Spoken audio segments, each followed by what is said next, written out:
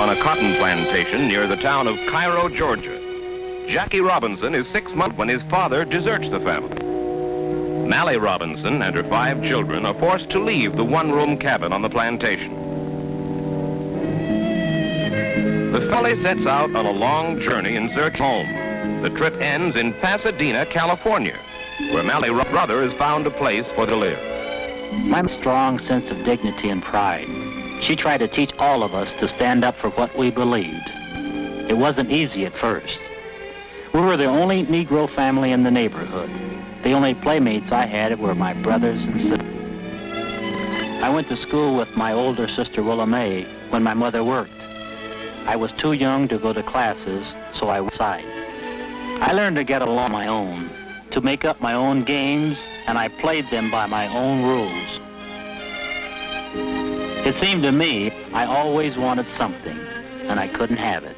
The best I could do for a baseball was a wad of rags, and I used to think if I ever could hold a real baseball, my life would be complete. I had to be a little bit better, or I couldn't get to play. I wanted to win, all kids do, but it meant a little bit more to me. Winning somehow took the sting out of being the outsider.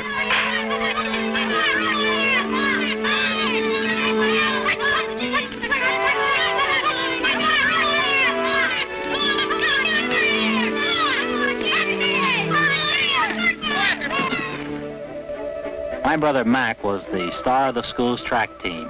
When he was picked for the United States Olympic team in 1936, I was the proudest kid in the block.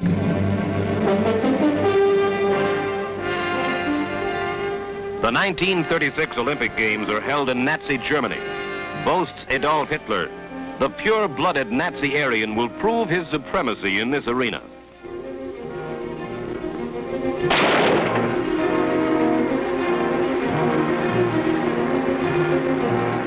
The competition does produce a Superman, but he is neither Aryan nor Nazi. He is America's great Jesse Owens. Mac Robinson is proud to play second to Owens in the 200-meter dash. Mac set the example for me, says Jackie. And at Pasadena City College, he drives himself relentlessly in practice and competition.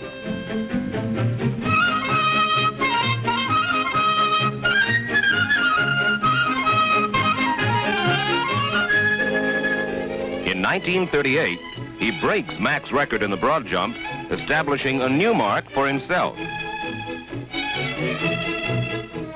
Jackie enrolls at UCLA in 1939. He has a vague idea that he wants to become a high school athletic coach, but his future plans are hazy, still uncertain. Football is the major sport at UCLA, and Jackie quickly becomes a mainstay of the team. He was a take-charge guy who hated to lose, says a friend, and you could be sure that big number 28 would always be in the thick of the action. He is the leading ground gainer in collegiate football in his first season, averaging 12 yards per carry, and newspapermen called Jackie the Gridiron Phantom. Jackie sees each game as a personal battle in which he must prove he's better than any man on the field.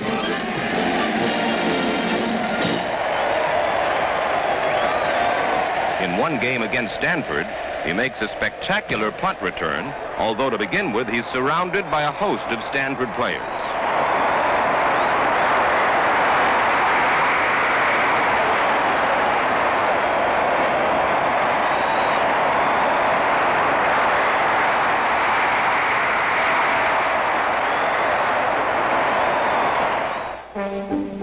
Jackie stars in baseball, basketball, and he wins the national championship in the broad jump.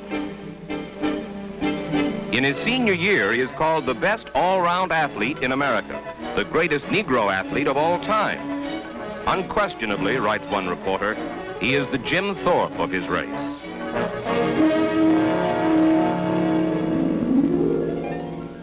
Jackie serves as an Army officer during World War II and returns home in 1945 to face an uncertain future.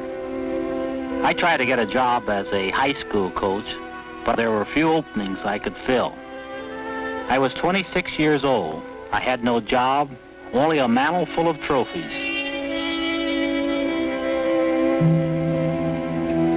He is an extraordinary athlete, and he longs to play professional baseball. But by gentlemen's agreement, no Negro is given the opportunity to play in the major leagues. Baseball booms in the post-war era. Fans flock to the ballparks as familiar stars return from military service. Men like Stan Musial, Ted Williams, and Joe DiMaggio.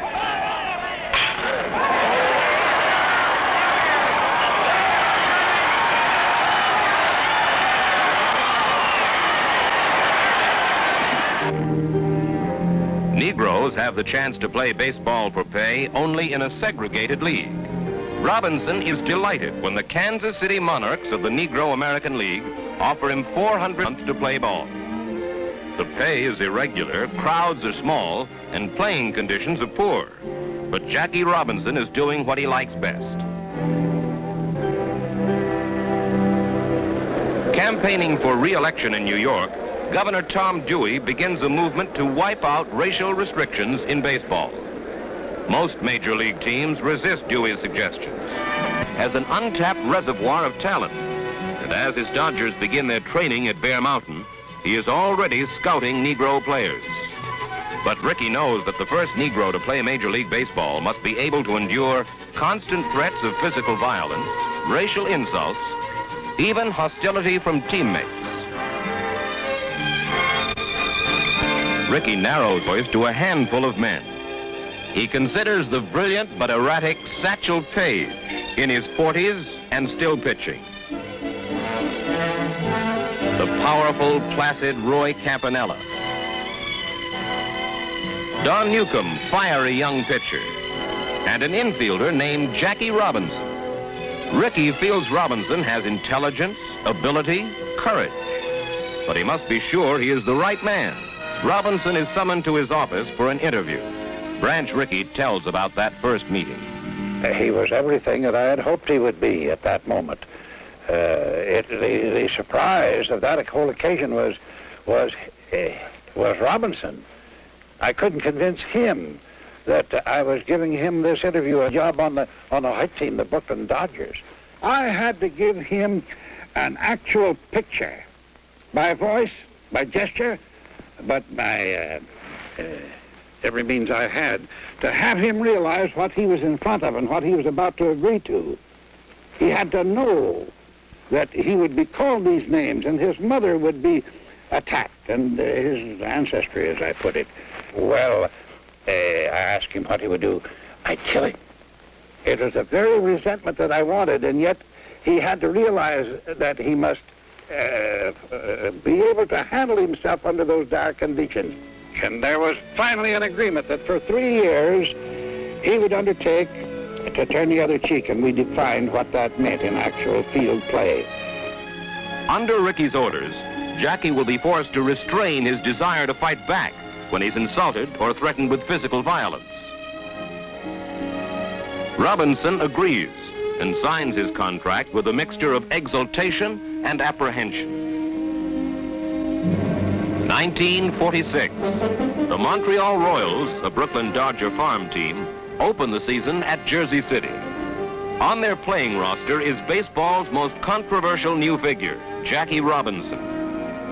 Spring training has been a harrowing experience for Robinson. During the barnstorming tour in the South, he has been reviled by fans and shunned by his own teammates. But in the season ahead, he will channel his anger and humiliation into a driving determination that will become the trademark of Jackie Robinson.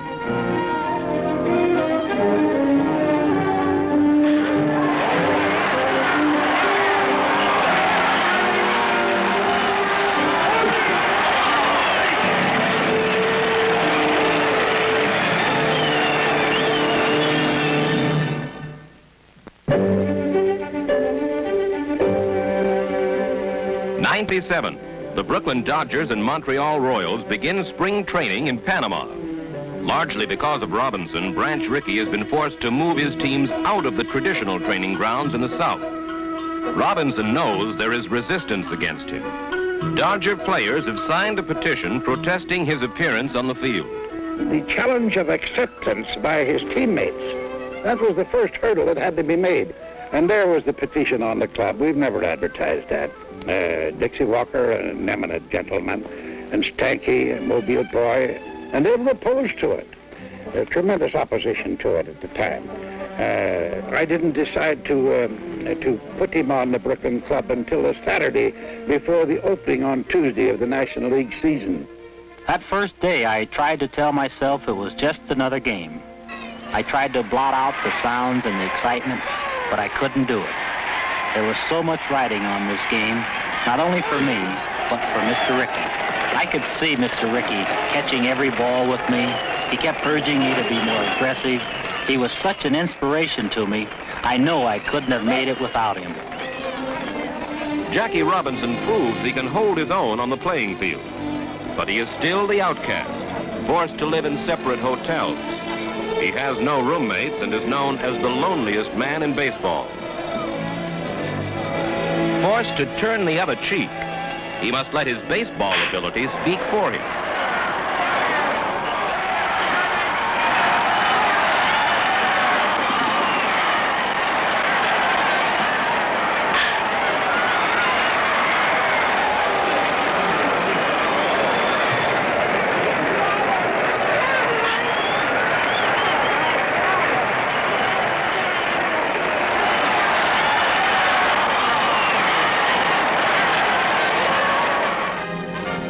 Slowly, the fans from Flatbush begin to accept Jackie Robinson, and so do his teammates. Says Branch Rickey, the players rallied to his defense, and it caused the glue on the club that molded them into a pennant-winning team. For the Brooklyn Dodgers, it's the first pennant in 6 years. Brooklyn fans shower their affection on the beloved bum. Jackie Robinson crowns his first season in the major leagues by being named Rookie of the Year. Branch Rickey couldn't ask for anything more.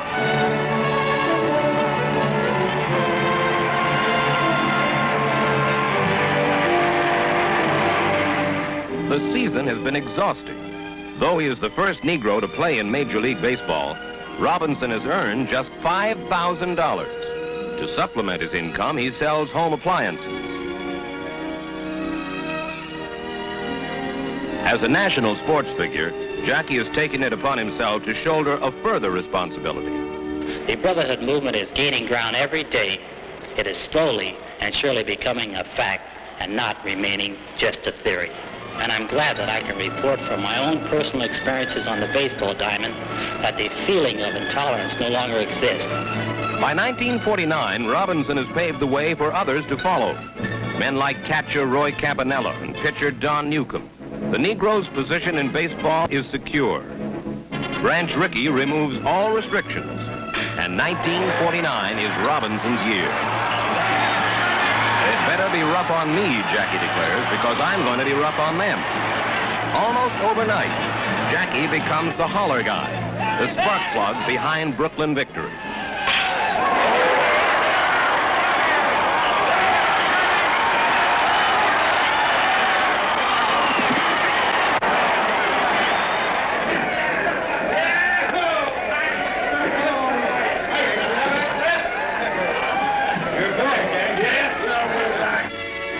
July 1949. Jackie Robinson is unexpectedly cast into the political spotlight. With his wife Ray by his side, a mature and confident Jackie Robinson testifies before the House Un-American Activities Committee. I've been asked to express my views on Paul Robeson's statement in Paris to the effect that American Negroes would refuse to fight in any war against Russia because we love Russia so much. I haven't any comment to make except that in any event of war with Russia, Negroes and Italians and Irish and Jews and Swedes and Slavs and other Americans would act just as all these groups did in the last war. They'd do their best to keep their country out of war. If unsuccessful, they'd do their best to help their country win the war against Russia or any other enemy that threatened us.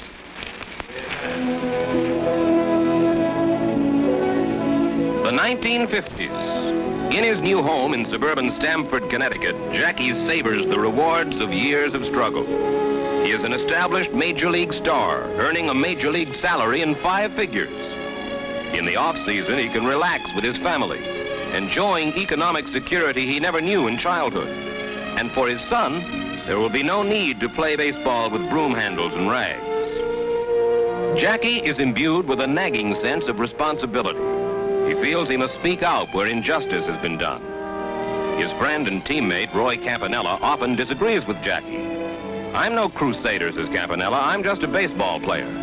Robinson will not tolerate this attitude. He has always been a fighter. He will continue to be a fighter. "A man must speak out for what he believes," says Jackie. Circumstance, a representative of his race. We were put through the usual bag of tricks right in this state. At first, we were told that the house we were interested in had been sold just before we inquired. Or we would be invited to make an offer, a sort of a seal bid, and then we'd be told that the offers higher than ours had been turned down. Then we tried buying houses on the spot for whatever price was asked. They handled this by telling us the house had been taken off the market. And once we met a broker who told us he would like to help us find a home, but his clients were against selling to Negroes. And whether or not we got a story with the refusal, the results were always the same. He is praised for his explosive play in the field, but is sometimes criticized for a guy who likes to mouth off, many say. He's a troublemaker. And Jackie himself admits, "My temper cost me my popularity." 1955, Jackie Robinson is 36. He is the elder statesman of the Dodgers. He occupies a center locker, a special mark of distinction. 9 hectic years in the majors have been filled with controversy. In the twilight of his baseball career, reporters call him the old gray fat man. His legs lack speed, agility. His reflexes are sluggish.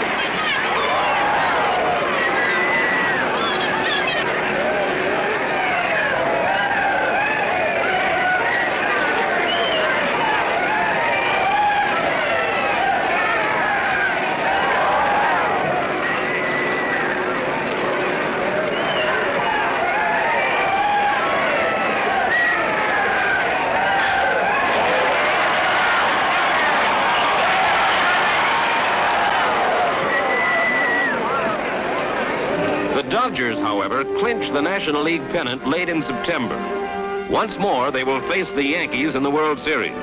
For Jackie Robinson, there may not be another. Since 1947, the Dodgers have won the pennant 4 times. And 4 times they have lost to the New York Yankees in the World Series. The experts predict the Dodgers will be beaten for the 5th consecutive time. The Dodgers are an old team, they say, virtually unchanged since 1947. Even the most loyal Dodger rooters are skeptical. But in this World Series, the 36-year-old Jackie Robinson flashes the daring and speed that recalls the Robbie of old.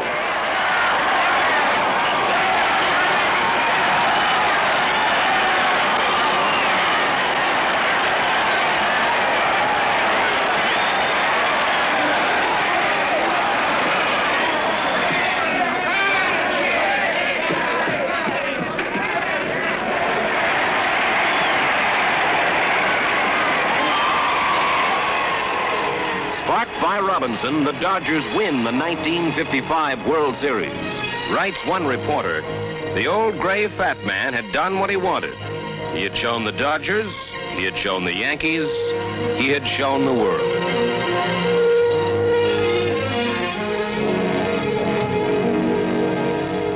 By the end of 1956, after a furious decade in baseball, Jackie Robinson has decided to retire. I had decided that I'd used up the good years. I didn't want to work out the string as a pinch hitter or a part-time player. Most of all, I wanted security for my family. I had considered the possibility of becoming a manager, but when the president of Chock Full of Nuts, Mr. William Black, offered me a job as vice president in charge of personnel, I was so impressed by the man and the company that I decided to start my new career here. What appealed to me most was that I wasn't being hired in order to have my name adorn a letterhead, but I was being asked to join the company and become an integral part of the organization. The job was and still is a challenge. but that's the way I like it.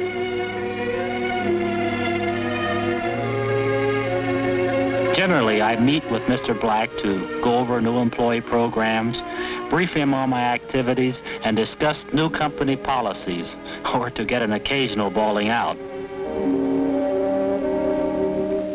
I rarely miss baseball. I just don't have the time to miss it. But if I did, it would be the playing. I never felt comfortable as a spectator. Looking back now on my days in baseball, I can remember times when I was advised not to press issues or speak out when I felt it was necessary. But I couldn't do that. I believe that a more of his hands and legs, strength of his mind and his character. Not to speak out when I saw or felt an injustice would have been as bad as taking the third strike every time I came to bat. Right now, if I had the chance to live my life over again, I'd live it the same way.